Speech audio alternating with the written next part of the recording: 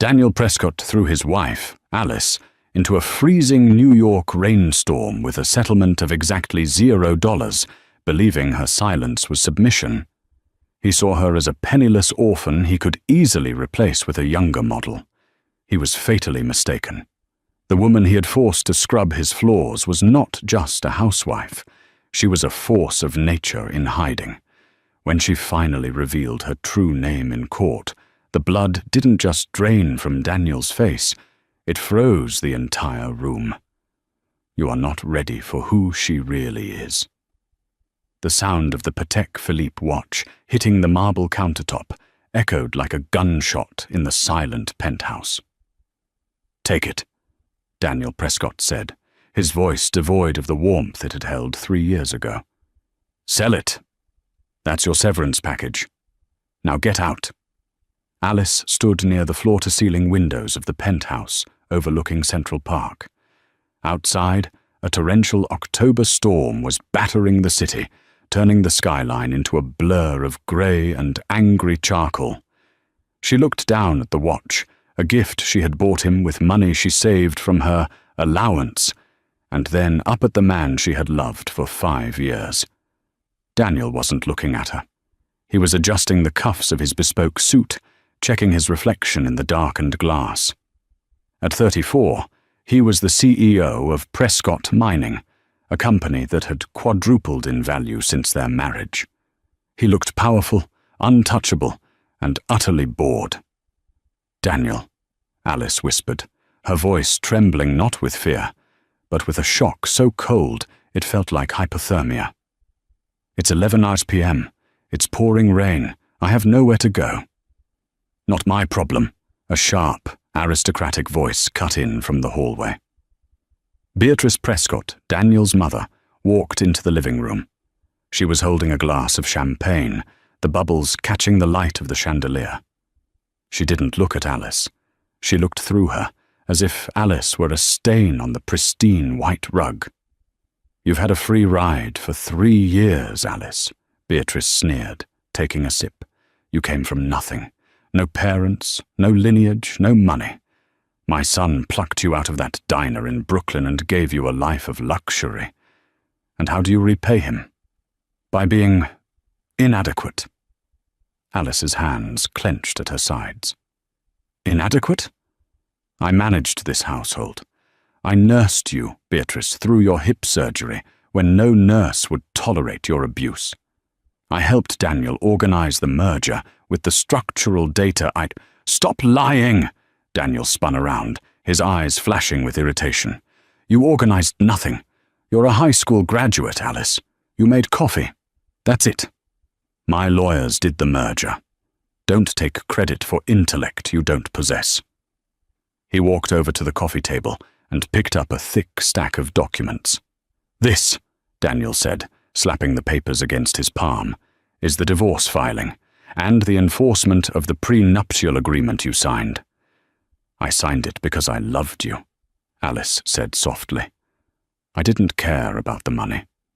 "Good," Daniel smirked, "because Clause 14b states that, in the event of a divorce initiated by the primary asset holder, me, if the marriage is less than 5 years, you leave with only the assets you brought into the marriage." He tossed the papers at her feet. They scattered across the floor. "You brought nothing, Alice, so you leave with nothing." The elevator dinged, the doors slid open, and a woman stepped out. She was tall, blonde, and wearing a red dress that cost more than the house Alice grew up in. It was Lila Monroe, the daughter of a senator, and Daniel's head of PR. Lila didn't say a word. She just walked past Alice, her perfume, something heavy and floral, filling the air. She went straight to Daniel and placed a possessive hand on his chest. "Is the trash still here, Danny?" Lila asked, pouting slightly. "I thought we were celebrating." Daniel smiled at her, a genuine smile that broke Alice's heart into a million irreparable shards. "She was just leaving, Lila." Alice looked at the 3 of them. The husband she had supported when he was stressed and near bankruptcy 2 years ago. The mother-in-law she had cared for. The woman who had stolen her life. A strange calm settled over Alice. The tears that had threatened to spill suddenly evaporated. Her posture straightened. She didn't reach for the watch on the counter. She didn't pick up the papers. She walked to the coat rack, put on her simple beige trench coat, and buttoned it all the way to the chin. "You're making a mistake, Daniel," Alice said. Her voice was no longer trembling. It was flat, clinical. Daniel laughed, a harsh, barking sound. "The only mistake I made was marrying a waitress without a background check. Get out, Alice, before I call security to drag you out." "That won't be necessary." Alice turned to the door. She paused with her hand on the handle. She didn't look back. "I hope you enjoy the company, Daniel. You deserve each other." She stepped out into the hallway. The heavy oak door slammed shut behind her, the sound of the deadbolt sliding home sealing her fate. She took the elevator down to the lobby.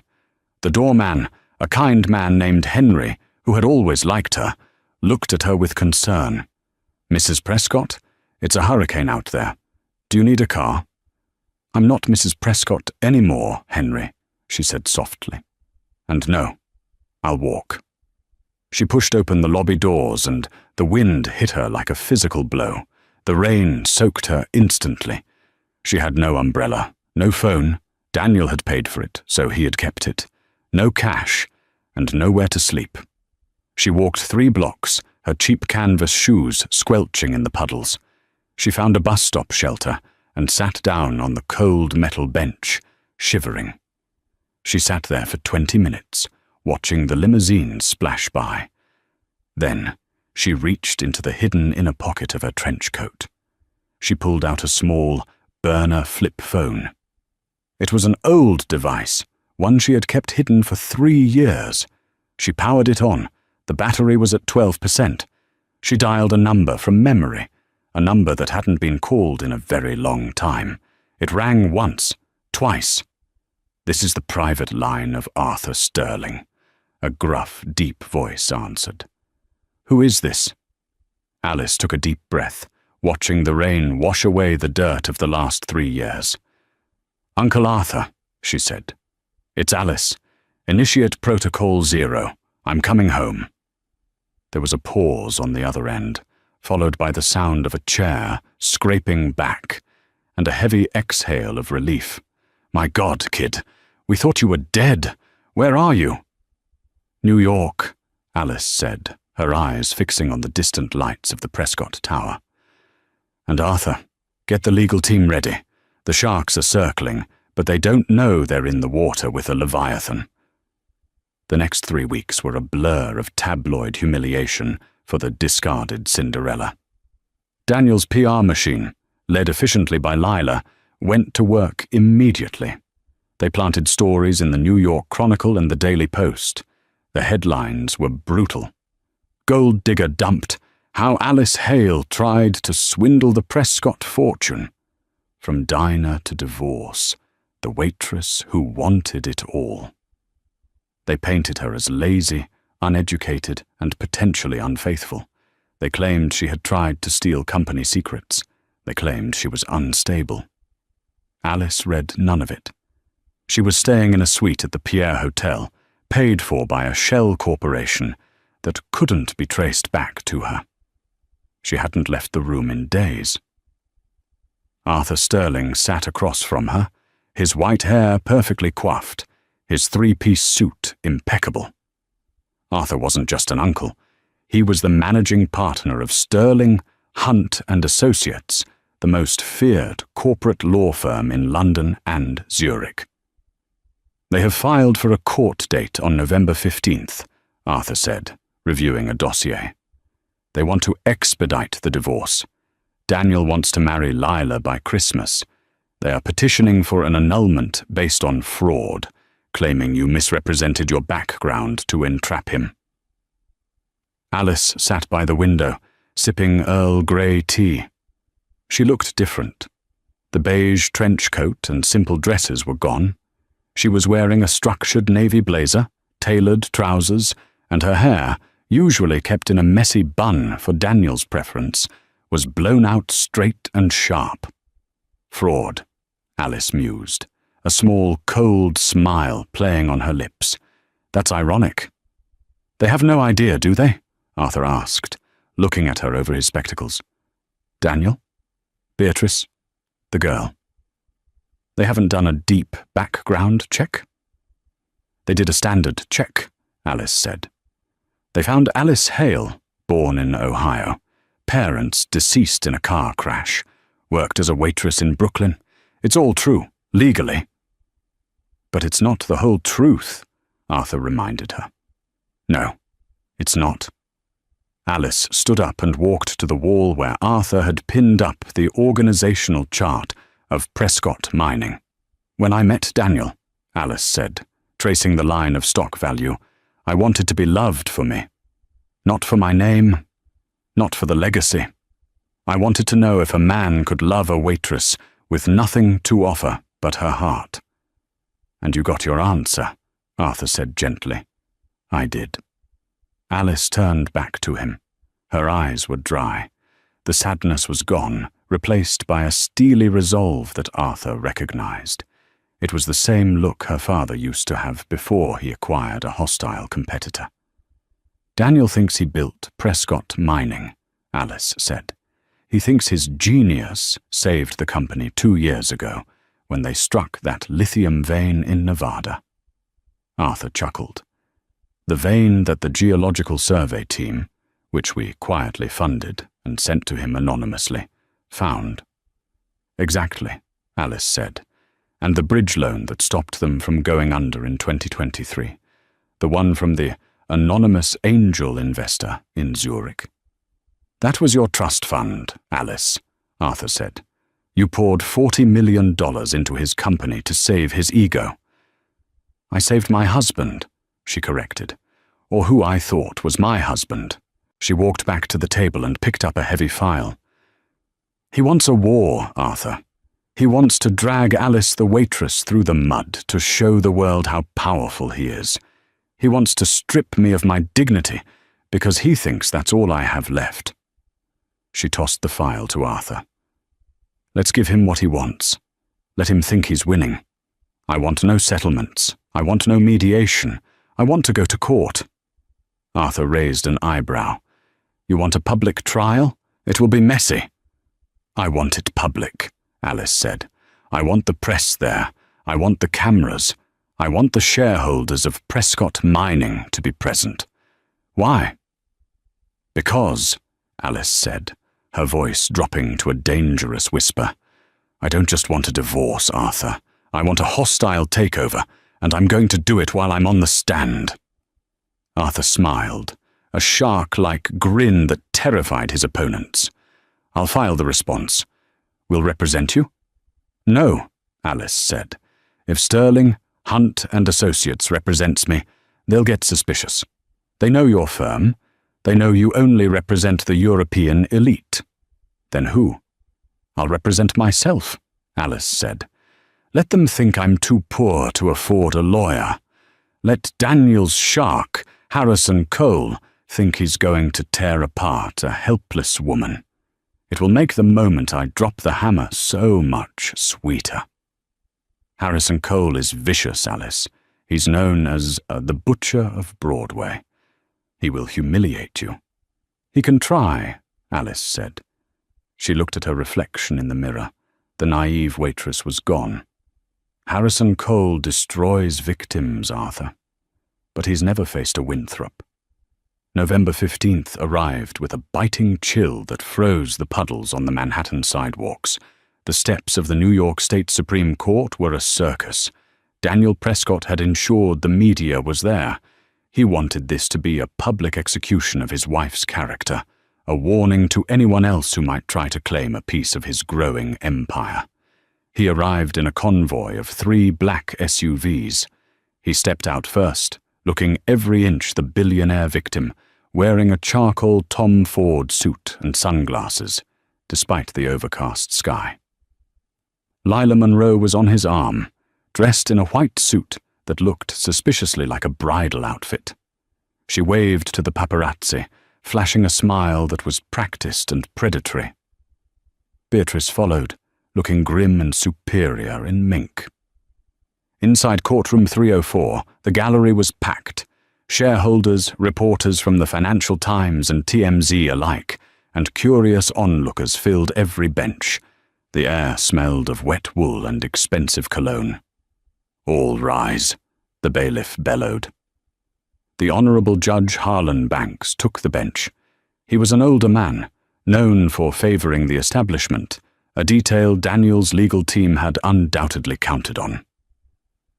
Daniel sat at the plaintiff's table, flanked by Harrison Cole and 3 junior associates. Cole was a man who looked like a bulldog stuffed into a suit, broad, bald, and radiating aggression. He was arranging his papers with the confidence of a man who had already won. At the defendant's table there was only one chair. The doors at the back of the courtroom opened. The room went silent, anticipating the entrance of the weeping ex-wife. Alice walked in. She wasn't weeping. She wasn't wearing the rags they expected, nor the flashy designer clothes she used to wear to please Daniel. She wore a vintage black dress, high-necked and long-sleeved, tailored to perfection. Her hair was pulled back in a severe, elegant chignon. She carried a single, battered leather briefcase. She walked down the aisle, the click of her heels the only sound in the room. She didn't look at the cameras. She didn't look at Daniel, who was whispering something to Lila and snickering. Alice took her seat at the empty table. She placed the briefcase down and sat with her back straight, hands folded on the table.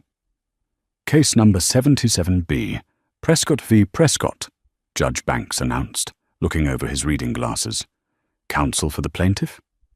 "Harrison Cole, representing Mr. Daniel Prescott," Cole boomed, standing up. "And counsel for the defendant?"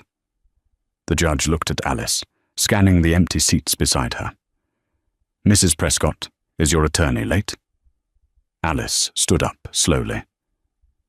"I have no attorney, Your Honor. I will be representing myself."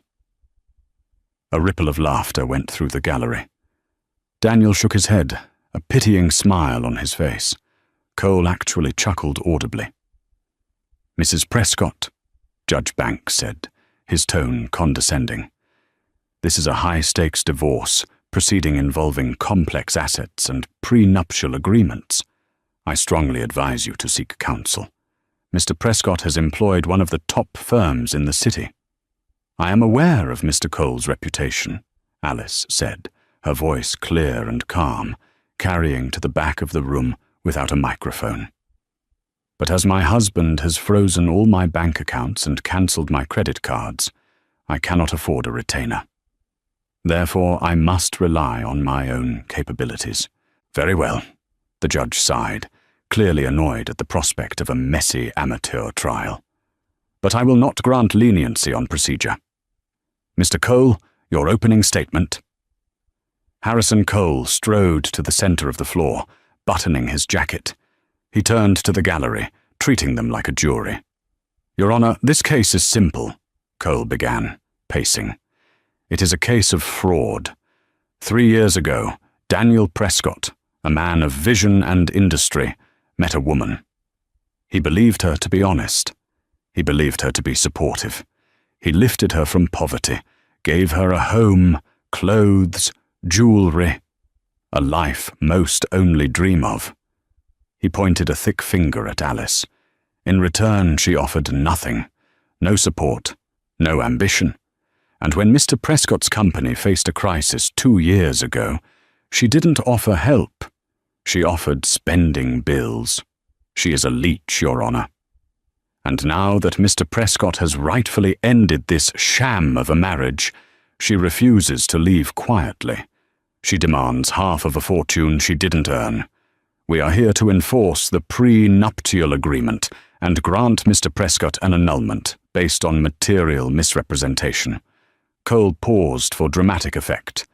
We will prove that Alice Prescott is nothing more than a grifter who trapped a good man. He sat down to a murmur of approval from the shareholders in the audience. Mrs. Prescott? The judge looked at her. Your opening statement? Alice stood up again. She didn't pace. She didn't gesture. She looked directly at Daniel. Mr. Cole is right about one thing, Alice said softly. This case is about fraud, but he is wrong about who committed it. She paused, letting the silence hang. I do not want half of Daniel's money. I do not want alimony. I do not want the penthouse. Daniel frowned. If she didn't want money, what was she doing here? I am here, Alice continued, to correct the record and to reclaim what is legally mine, not under the laws of marriage, but under the laws of equity and contract. Objection, Cole barked, standing up halfway. Vague. Overruled, the judge said, curious. Proceed. I have no further opening statement, Alice said, sitting down. The courtroom buzzed with confusion. Was she giving up? Was she crazy? Call your first witness, Mr. Cole, the judge said. I call Daniel Prescott to the stand. Daniel adjusted his tie and walked to the witness box. He swore to tell the truth. He looked handsome, confident, the picture of American success. Cole led him through a rehearsed series of questions. Daniel painted a picture of a marriage where he worked 18-hour days while Alice shopped and complained. He described how he built the company from the ground up. And 2 years ago, when the company nearly went under, Cole asked, how did you save it? Daniel puffed out his chest. It was hard. I had to leverage everything. I worked day and night to find investors. Finally, I secured a private equity injection from a Swiss trust. It was my reputation that closed the deal. The Zurich Angel, they called it. They bet on me. And did Alice help with this? Alice? Daniel laughed. She was at a spa in the Hamptons while I was negotiating the deal of a lifetime. She didn't even know we were in trouble. Thank you, Mr. Prescott. Cole sat down, looking smug. Mrs. Prescott, the judge said, do you have any questions for the witness? Alice stood up. She picked up a single piece of paper from her table. Yes, Your Honor. Just a few. She walked toward the witness stand. Daniel looked down at her with a mix of boredom and annoyance. Daniel, she said, using his first name. You mentioned the Zurich Angel, the investor who saved the company in 2023. I did. That investment was for $40 million, correct? Yes. And it was a debt-for-equity swap, was it not? Alice asked. Daniel hesitated. This was technical financial jargon. Essentially, yes. Meaning, Alice pressed, her voice hardening, that if the loan was not repaid by a certain date, the investor would convert that debt into stock, controlling stock, 51% of the company. That's standard boilerplate. Daniel waved his hand dismissively. It doesn't matter because we are profitable now. We can service the debt. Have you serviced the debt? Alice asked. Have you made the payments? My CFO handles that. Of course we have. Are you sure? Alice tilted her head. Because under the terms of the agreement, if you miss 3 consecutive payments, the acceleration clause kicks in. The entire amount becomes due immediately, or the equity transfers. We haven't missed payments, Daniel snapped, looking at Cole. Cole looked a little uneasy. He hadn't reviewed the financials personally. He was a divorce lawyer, not a corporate one. Let's move on, Alice said, turning away. You claim I brought no assets into the marriage, that I was just a waitress. You were, and you claim I am uneducated.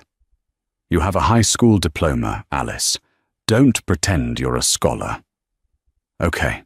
Alice walked back to her table and picked up another document. One last question, Daniel. Do you know who owns the building where Prescott Mining is headquartered? The skyscraper in Midtown? We lease it, Daniel said.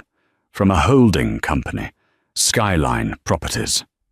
"And do you know who owns Skyline Properties?" "No. Some real estate mogul. Why does this matter?" "No further questions," Alice said, sitting down. Daniel stared at her. He felt a prickle of unease on the back of his neck. She wasn't fighting about the dog or the jewelry. She was asking about corporate debt and real estate. "The plaintiff rests," Cole said, trying to regain momentum. "We ask for a summary judgment." "Denied," the judge said. "The defendant may present her case." Alice stood up. The room went deadly quiet. "I call myself to the stand," she said. Alice sat in the witness box. She looked small against the dark wood, but her eyes were sharp. "Mrs. Prescott," Judge Banks said, "you may give your testimony." "I would like to submit into evidence Defense Exhibit A," Alice said. She pulled a thick binder from her briefcase and handed it to the bailiff. Cole snatched the copy the bailiff handed him. "What is this?" "These are bank statements," Alice said calmly into the microphone, "specifically the transaction records for the Zurich Angel Trust." Cole flipped the pages. Objection, relevance, and lack of foundation. Where did she get these? "These are confidential banking documents from Switzerland." "I have the foundation," Alice said, "because I have the access keys." "Overruled for now," the judge said, leaning forward. "Explain, Mrs. Prescott." "Daniel claimed I was at a spa when his company was failing," Alice said, looking at the jury gallery, then directly at the camera lens of a news crew. "I was actually in Zurich. I was meeting with the trustees of my family estate." "Your family estate?" Cole laughed, a loud, mocking sound. "You're an orphan from Ohio. Your father was a mechanic." "My stepfather was a mechanic," Alice corrected him. "He adopted me when I was 3. He was a wonderful man. But my biological father—" She paused. "My biological father died before I was born. My mother ran away from his family because they were too controlling. She wanted a simple life. She died when I was young, and I was raised not knowing who he was." "This is a touching sob story," Cole interrupted. "But we are on a schedule." "I found out who he was 4 years ago," Alice continued, her voice gaining strength. "Just before I met Daniel. The lawyers found me. They told me I was the sole heir to a rather significant lineage." Daniel was listening now. His face was pale.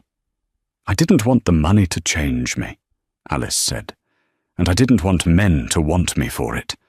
So I kept my name. I kept my job at the diner. I met Daniel. I fell in love. And when he needed help, I authorized the transfer."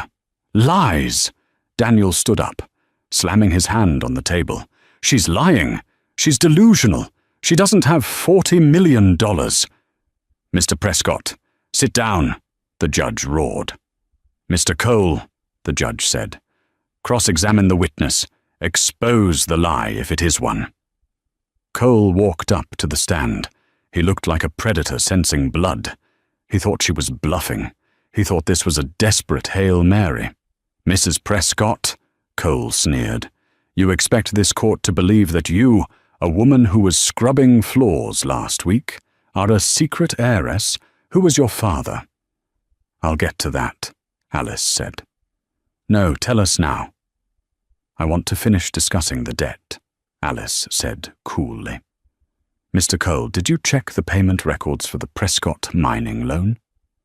"I did not," Cole said. "My client says they are paid." "Your client is wrong." Alice pulled a single sheet of paper from her pocket. "This is a notice of default, dated 3 days ago. Prescott Mining has missed not 3, but 4 payments. The funds were diverted." She looked at Lila Monroe in the gallery. "Diverted to a private account in the Cayman Islands, an account under the name Lila Monroe." The courtroom erupted. Lila gasped, her hand flying to her mouth. Daniel froze. Order! Order! Judge Banks banged his gavel. "That's impossible!" Daniel shouted. "I signed the checks myself." "You signed what Lila put in front of you," Alice said simply. "You really should read what you signed, Daniel. Just like you should have read the prenup more carefully." "The prenup protects me," Daniel yelled. "Clause 14b, Alice recited from memory. "The one you threw in my face. In the event of divorce, the spouse leaves with only the assets they brought into the marriage." "Exactly," Cole shouted. "You brought nothing." "I brought the Zurich Angel Trust," Alice said. "I owned it before we met. It is pre-marital property, and since the company is now in default to that trust—" She leaned forward, her eyes locking onto Daniel's. "The acceleration clause is active. I am calling the loan, Daniel. Right now, in front of everyone." "You can't pay $40 million today," she whispered. "Which means, per the contract, the collateral serves as payment." "The collateral is the company," Daniel whispered, his voice trembling. "Yes," Alice said. "I don't want half your company, Daniel. I'm taking all of it, because I brought the money that saved it. Therefore, under your own prenup, I leave with it." Cole was stunned. He looked at the papers in his hand. If she really was the investor, the prenup, the very weapon they used to hurt her, was now a guillotine hanging over Daniel's neck. "This is absurd," Cole stammered. "You need proof of identity. You need to prove you control that trust. You're just Alice Hale." Alice stood up. She looked at the bailiff. "I would like to submit one final piece of evidence. My birth certificate. The real one." The bailiff took the document and handed it to the judge. Judge Banks adjusted his glasses. He looked at the paper. Then he looked at it again. His eyes went wide. He looked up at Alice with a completely new expression. Fear? Respect? "Mr. Cole," the judge said, his voice unusually quiet. "Come look at this." Cole walked up to the bench. He looked at the document. His face drained of all color.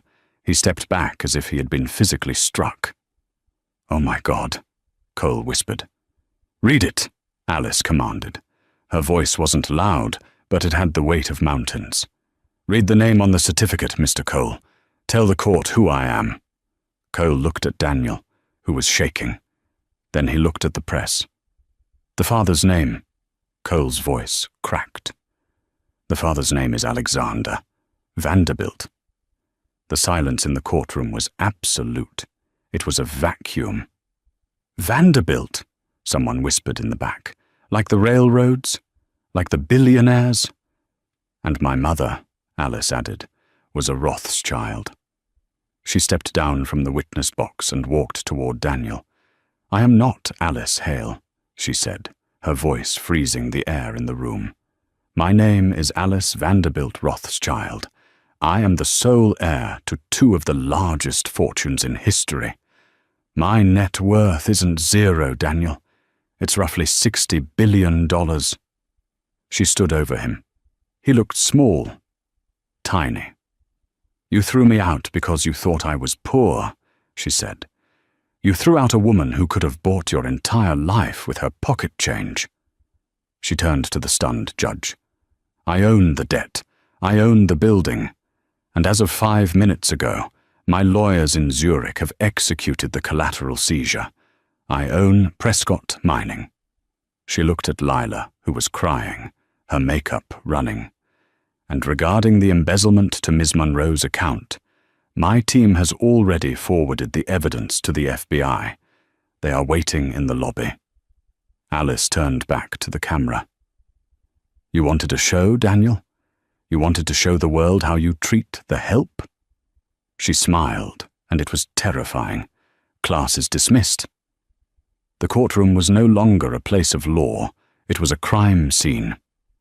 The air felt heavy, as if the sheer weight of the names Alice had just uttered, Vanderbilt and Rothschild, had altered the gravity of the room. Daniel Prescott didn't move. He sat frozen, his mouth slightly agape, looking at the woman he had treated like a servant for 3 years. He tried to speak, but only a dry, rattling sound came out. "Daniel," Harrison Cole hissed, tugging at his client's sleeve. "Daniel, we need to leave. Now." But Daniel couldn't leave. His legs felt like lead. He looked at the gallery. The shareholders who had once worshipped him were now looking at Alice with hungry, opportunistic eyes.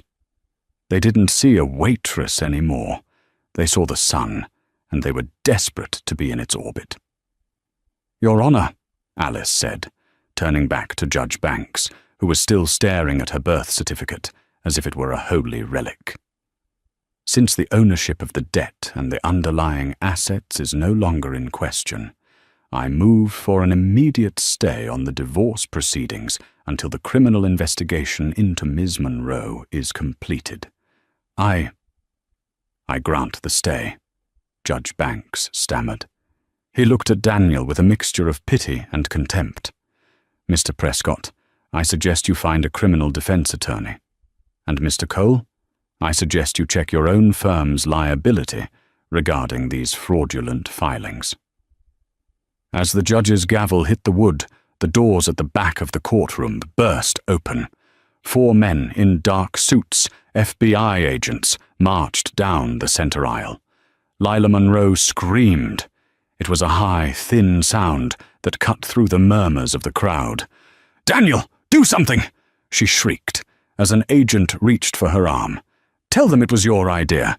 Tell them you told me to move the money." Daniel looked at her, his eyes blank. He didn't even recognize her.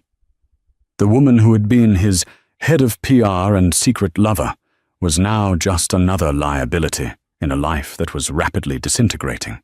"Lila Monroe, you are under arrest for wire fraud, embezzlement, and conspiracy to commit grand larceny," the lead agent said, his voice echoing. He didn't even look at Daniel. His eyes were on Alice. He gave her a sharp, respectful nod, a nod that confirmed she had been the one who handed them the file. As Lila was led out in handcuffs, sobbing and hurling insults at Daniel, Beatrice Prescott finally broke her silence. The queen mother of the Prescott family stood up, her face a mask of calculated regret. "Alice, darling," Beatrice said, her voice dripping with a sickly sweetness that made the skin crawl. "We clearly had a misunderstanding. The stress of the business, the pressure on Daniel. We weren't ourselves. Let's go back to the penthouse. We can talk this through as a family." Alice turned to her mother-in-law. For 3 years, Beatrice had made her feel small, pointing out her lack of breeding and her common manners. "The penthouse?" Alice asked. "Yes, dear.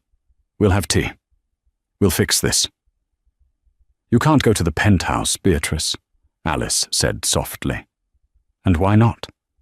"Because I bought the building this morning," Alice replied. "And I've already sent a specialized cleaning crew to remove the trash. Your belongings are currently being moved into a storage unit in New Jersey, a very cheap storage unit." Beatrice's face turned a shade of grey that matched the overcast sky outside.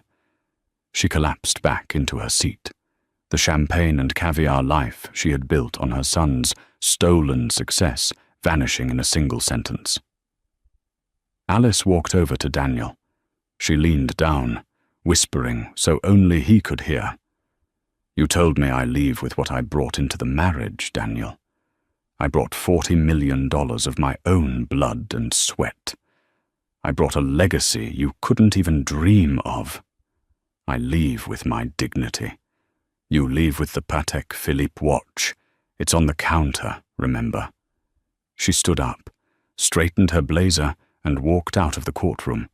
The reporters swarmed her, a sea of flashes and shouted questions, but she didn't stop.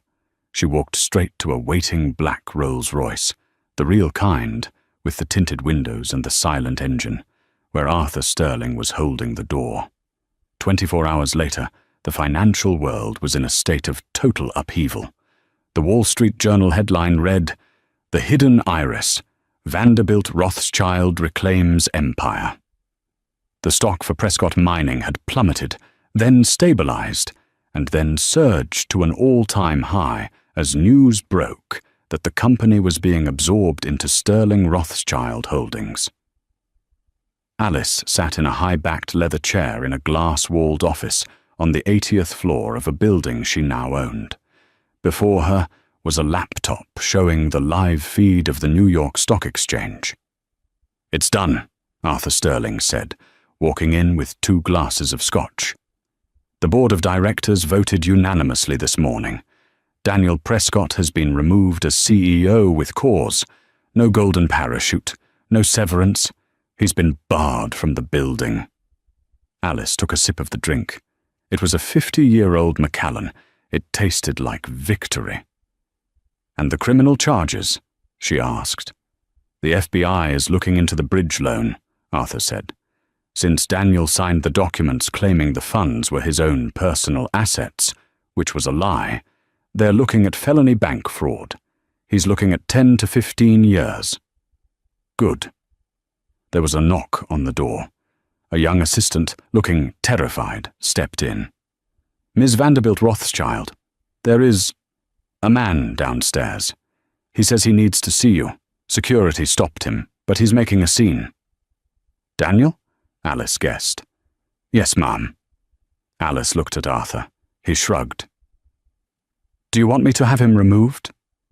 "No," Alice said, standing up. "I want to see the look in his eyes when he realizes there is no way back." She went down to the lobby. The space was cavernous, filled with white marble and modern art. Daniel was standing near the security desk, looking disheveled. He hadn't shaved. His Tom Ford suit was wrinkled, and his tie was missing. He looked like a man who had been awake for a century. When he saw her, he tried to rush forward, but 2 massive security guards blocked his path. "Alice! Alice, please!" he yelled. "I know I messed up. I was blinded. Lila! She manipulated me. She was the one who pushed for the divorce. I still love you." Alice stopped 10 feet away from him. The lobby was full of employees, all of them watching the fallen king beg. "You don't love me, Daniel," she said, her voice cool and echoing. "You love the idea of power, and when you thought I had none, you threw me away like a used napkin. You didn't even give me a coat in the rain." "I was wrong. I'll do anything. I'll work for you. I know the company better than anyone." "You don't know the company at all," Alice interrupted. "You didn't even know who your own wife was. You lived with me for 5 years, and you never once looked at me. You only looked at your reflection in the mirror." She took a step closer, her heels clicking on the marble. "I didn't stay with you for your money, Daniel. I stayed because I thought you were a man of character. I watched you turn into a monster of greed. I stayed to see if there was any soul left in you. The night you threw me out, I got my answer." Daniel fell to his knees. It was a pathetic sight. "Please, Alice, I have nothing. They froze my personal accounts. I can't even pay my lawyer." Alice looked down at him. She felt no pity, only a profound sense of closure. "I'm a Vanderbilt, Daniel. We don't forgive. We just settle the books." She turned to the security guards. "Show him the exit, and if he ever sets foot on any property owned by my family again, have him arrested for trespassing." As they dragged Daniel toward the revolving doors, Alice turned her back. She didn't look at him as he screamed her name. She didn't look as the cameras caught his final humiliation. She walked back to the elevators. As the doors closed, she saw her reflection in the polished gold of the lift. She didn't see a waitress.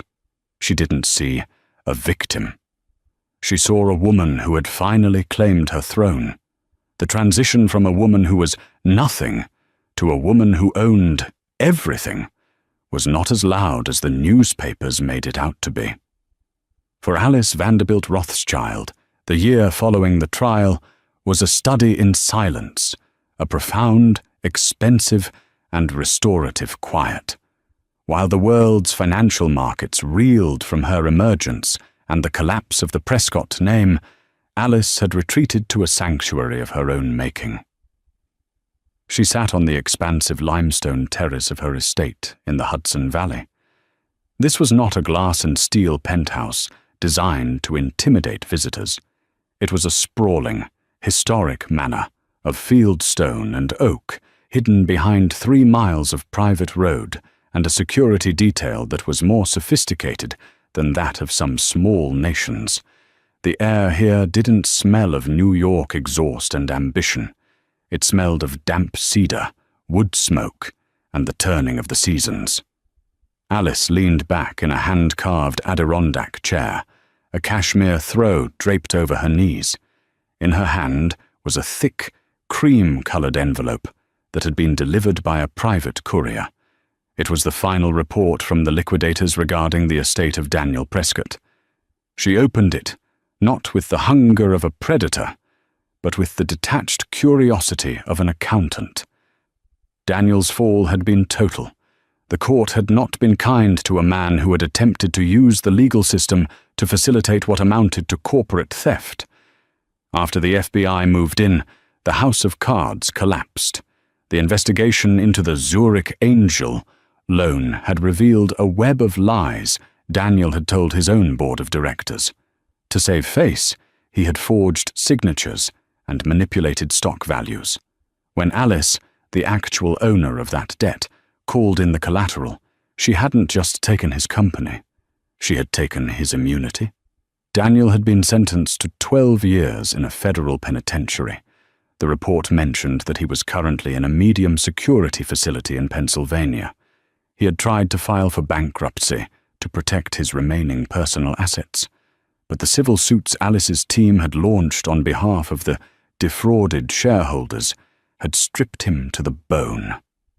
Even the Patek Philippe watch he had tried to throw at her during the eviction had been seized by the feds as part of his restitution.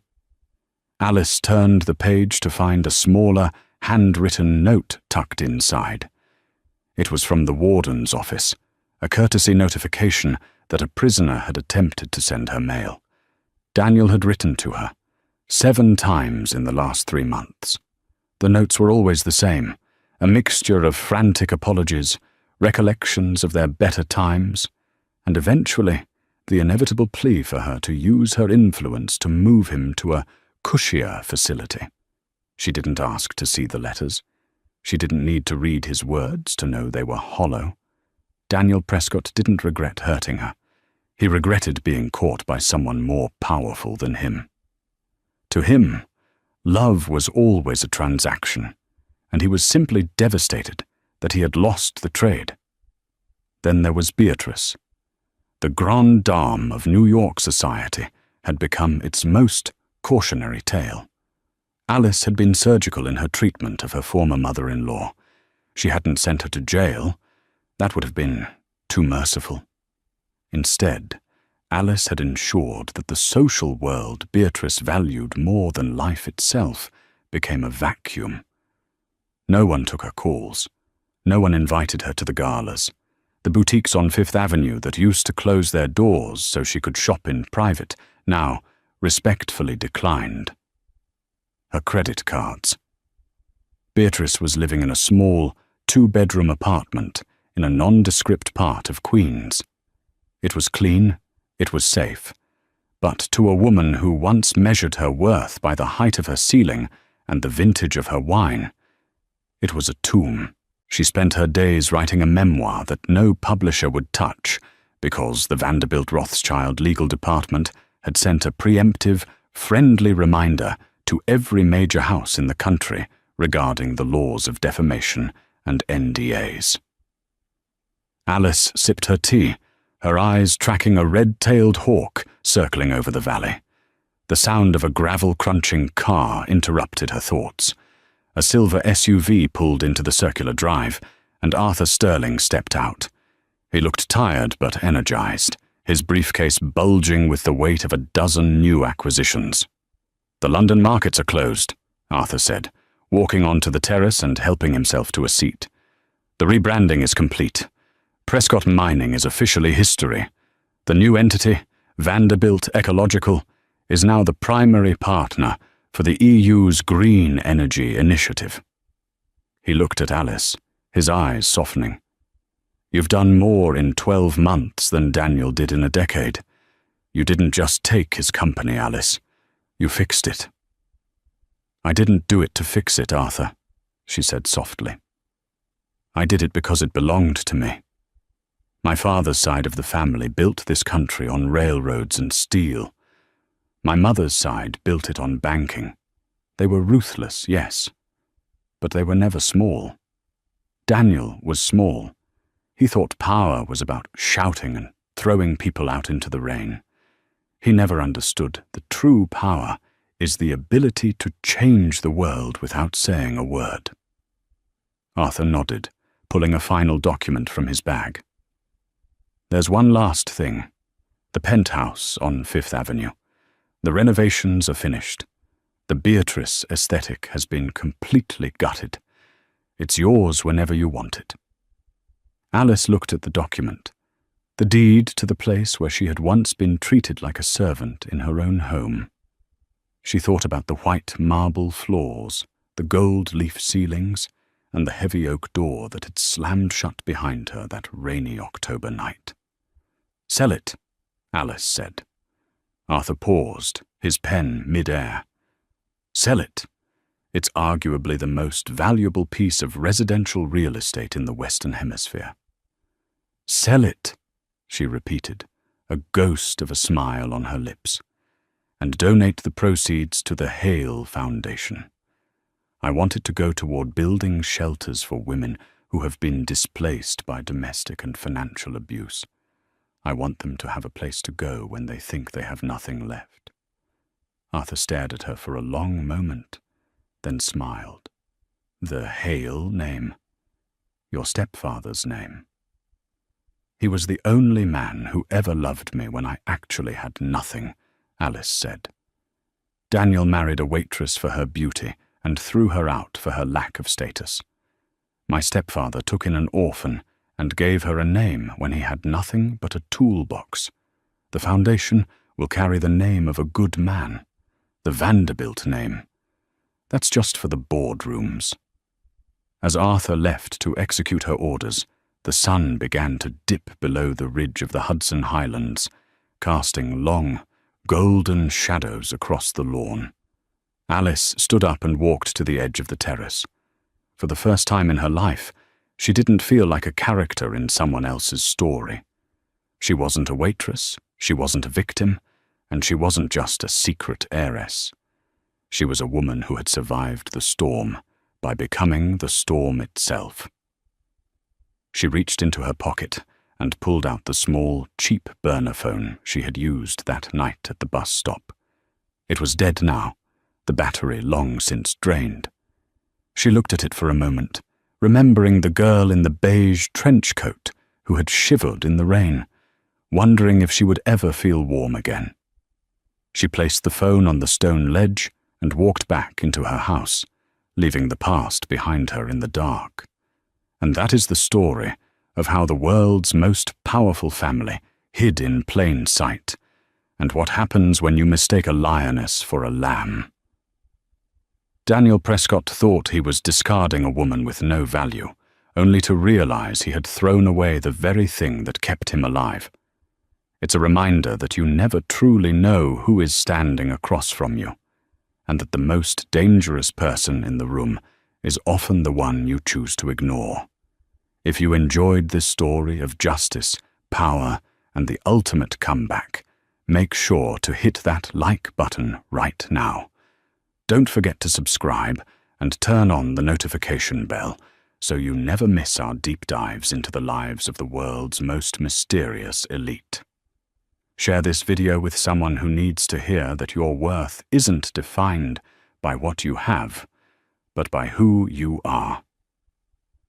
Thank you for watching, and we'll see you in the next one.